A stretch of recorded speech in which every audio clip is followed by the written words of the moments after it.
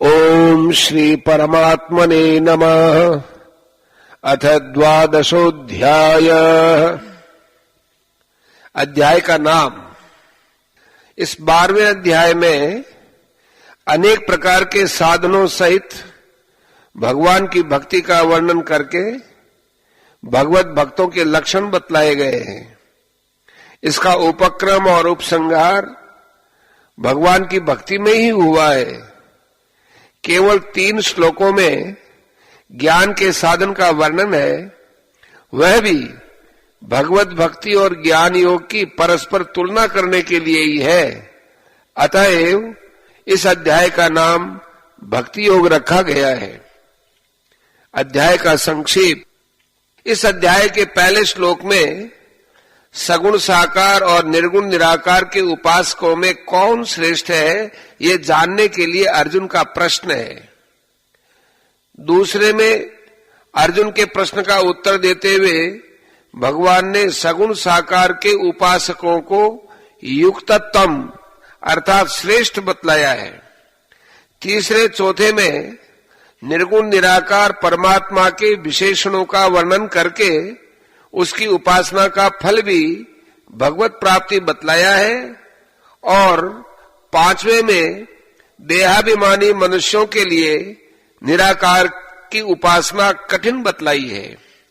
6ठे और 7वें श्लोक में यह बतलाया है कि सब कर्मों को मुझ में अर्पण करके अनन्य भाव से निरंतर मुझ सगुण परमेश्वर का चिंतन करने वाले भक्तों का उद्धार स्वयं मैं करता हूं।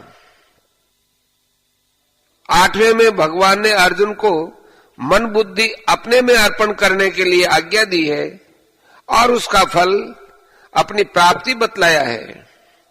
तदनंतर 9वें से 11वें तक उपर्युक्त साधन न कर सकने पर अभ्यास योग का साधन करने के लिए, उसमें भी असमर्थ होने पर भगवदार्थ कर्म करने के लिए और उसमें भी असमर्थ होने पर समस्त कर्मों का फल त्याग करने के लिए क्रमशः कहा है। 12वें में कर्म फल त्याग को सर्वश्रेष्ठ बतलाकर उसका फल तत्काल ही शांति की प्राप्ति होना बतलाया है। तत्पश्चात 13वें से 19वें तक भगवान ने अपने प्रिय ज्ञानी महात्मा भक्तों के लक्षण बतलाए हैं और 20वें में उन ज्ञानी महात्मा भक्तों के लक्षणों को आदर्श मानकर श्रद्धा पूर्वक वैसा ही साधन करने वाले भक्तों को अत्यंत प्रिय बतलाया है। संबंध। दूसरे अध्याय से लेकर 6ठे अध्याय तक भगवान ने जगह जगह निर्गुण ब्रह्म की और सगुण साकार परमेश्वर की उपासना की प्रशंसा की है। 7वें अध्याय से 11वें अध्याय तक तो विशेष रूप से सगुण साकार भगवान की उपासना का महत्व दिखलाया है। इसी के साथ 5वें अध्याय में 17वें से 26वें श्लोक तक, 6ठे अध्याय में 24वें से 29वें श्लोक तक, 8वें अध्याय में 11वें से 13वें तक तथा इसके सिवाय और भी कितनी जगह निर्गुण निराकार की उपासना का महत्व भी दिखलाया है।